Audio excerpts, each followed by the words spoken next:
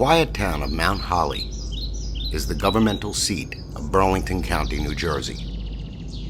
It is a quaint and picturesque slice of Americana, but as with any small town, there is a dark side. Its tree-lined streets, well-manicured lawns, and colonial architecture stand in stark contrast to the brick, stone, and barbed wire that is the Burlington County Detention Center. This massive facility was built in the 1960s to replace a much older and much darker prison. Known for public executions, torture, and murder, this is the Burlington County Prison Museum.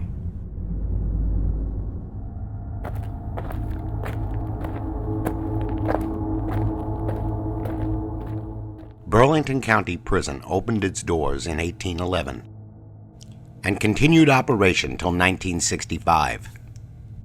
During its 154 years of service, it was witness to one of its wardens being murdered in one of the cells.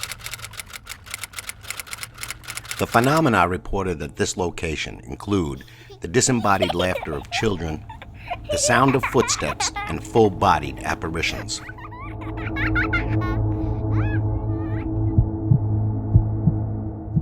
I don't know what we'll find during this investigation, but I can promise you we will bring you the evidence. I'm Steve Galante, and I'm here at the Burlington County Prison Museum with Marissa Bozarth, who's the curator of the museum. And tonight we're going to be doing an investigation of this area. This will be I think our third. So I'm a little bit familiar with the prison, but for those who aren't, maybe you could tell us a little bit about it, like when it first opened, and give us just a little general background. Okay.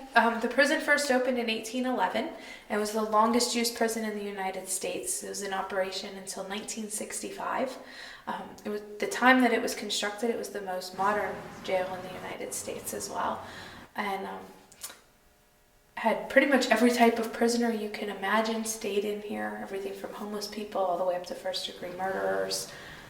This was at one time also a debtor's prison. It was. There were a few cells that were used for debt. And I believe, when did they abolish? That was abolished right around 1830. Around 1830. So this prison really has a lot of history to it. Yes. Okay. And right now we're down in the lower section of the prison. And this was used really for what? Originally it was used as all workshop areas. Okay, and we're going to take a look at that in a minute. Mm-hmm. Okay. And were there cells here as well? There were. Later on, all of the cells, as we see them, were work areas originally. Right. And then it was turned into cells when they needed more space for the prisoners. They were mostly drunks, were mostly the ones that were kept. Oh, so this is pretty much like where I'd be, like on a Friday night in one of these? If you say so. Well, I don't know you that well. Well, you'll find out. Okay, you should know me after all these investigations. Mm-hmm. All right, so we're going to take a look now at the work area of the prison. So what I'm going to do is I'm just going to grab a camera and I'm going to follow you. Okay. Okay, so for right now, let me just get my camera. All right, so this is the work area? Yes. And exactly what did they make here?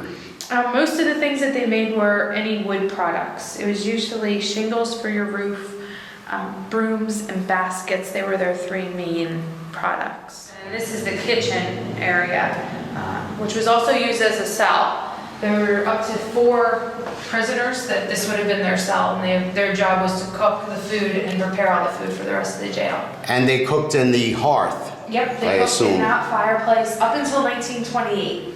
Up until 1928? Mm-hmm. Yeah, in 1928 they added a kitchen out back to have modern equipment just to keep up with the amount of food that they had to process. Wow. Usually it was storage and preparation, so they would have stored whatever they needed and then used it, in a sense, to prepare whatever it was they were making. Oh, okay, so this would be the table that they, or a similar setup for a table that they worked on. Mm-hmm. Okay.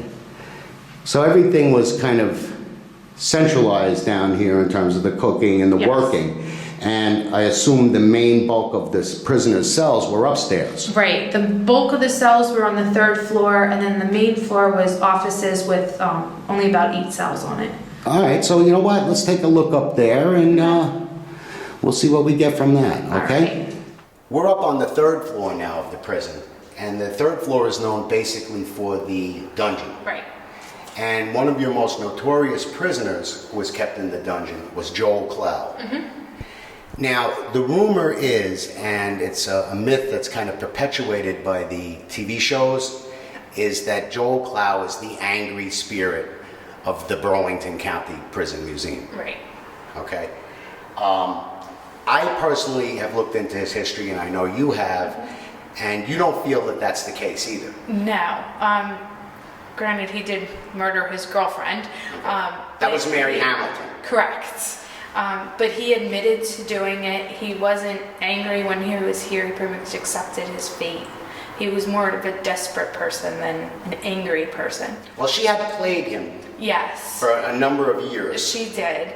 She kept leading him on, but then wouldn't say she would marry him every time he asked. She said no, but then she would be his girlfriend, per se, right after that. So he pretty much said, I'm going to ask her to marry me one more time and see if she says no, then I'm going to kill her and kill myself. So his intention was to murder her and then commit suicide.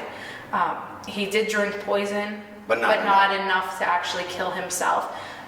So like I said, he was more desperate and, just in this state of, disbelief, nowhere else to go, that sort of thing, than being angry. Yeah, he really, I think he was a guy who was very, very fixated on this girl, Mary Hamilton. And I think that from what, the way it sounds from what I've read, both her and her mother, who was also a widow, were looking to marry into money for somebody to take care of them. That's what it sounds like. They were gold diggers. Yeah. And Joel did not have the gold. No. Okay? Not at all. So Joel wound up being kept here. Right. He did try to escape from a different prison. He escaped from this one. From this one? From this one, but a different cell. Oh, a different cell. It was prior to his trial, so he couldn't have been held in here yet. So he was in a holding cell, which he escaped from. And then once he was recaptured, it was only about a day later that he was recaptured. Then he was put into the dungeon. Okay, I heard he kind of repented. He got religious towards the end. He did. He actually ended up being baptized and receiving First Communion while he was here. Okay, so I'm not seeing Joel as the angry spirit. No. Okay, there are other candidates that fit that mold a lot better, I think. Definitely. Okay, now there was a warden here in the 20s named Harry King, and he was murdered downstairs by one of the inmates named Harry Asai. How did he kill him? He hit him over the head with an iron bar. It's used to shake ashes out of the fireplace. He then ended up killing another inmate. Asai went to the insane asylum. So he was pretty angry when he was here, for whatever reason. That the angry spirit, if there is one here, really is Harry Asai. Yeah, that would make sense. Okay, and Harry King was actually a nice guy, from what I understand. Yeah, from what I've learned about him over the years, he was always in law enforcement. He had a family, kids, never in any type of trouble. Right.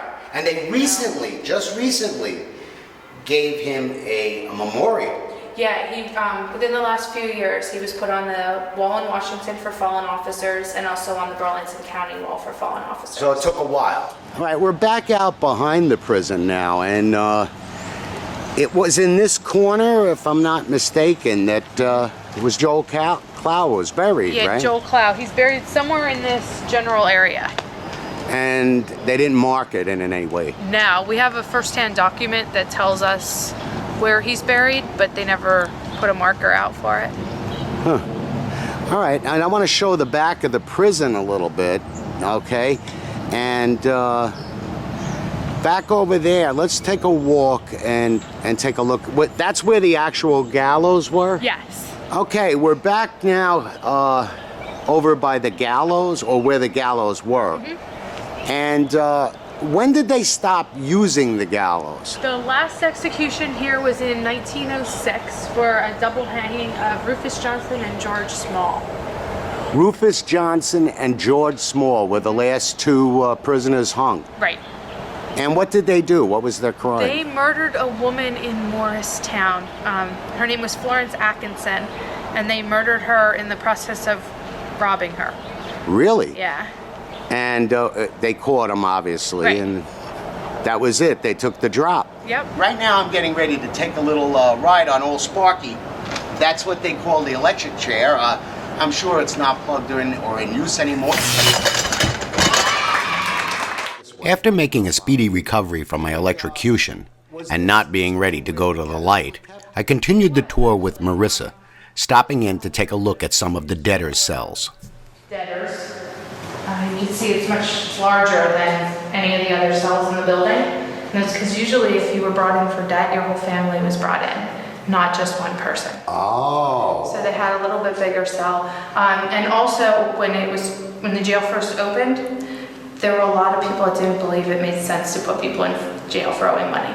Oh, okay. So they gave them a little bit more room, nicer accommodations. You could say, well, they were here. Well, that would explain kind of why there is a report or are reports of little kids' voices being heard throughout the prison. Right. Yeah, it's possible that it could be somebody that was in with their parents. Okay. And I want to take a minute. I want to thank you again, Marissa, for taking us through for a third time. You're very welcome. I feel like I know the place, and again, I really do appreciate your patience with us coming back and giving us the same information again, but I really do appreciate it. You're welcome. And the team Anytime. appreciation. Thank you.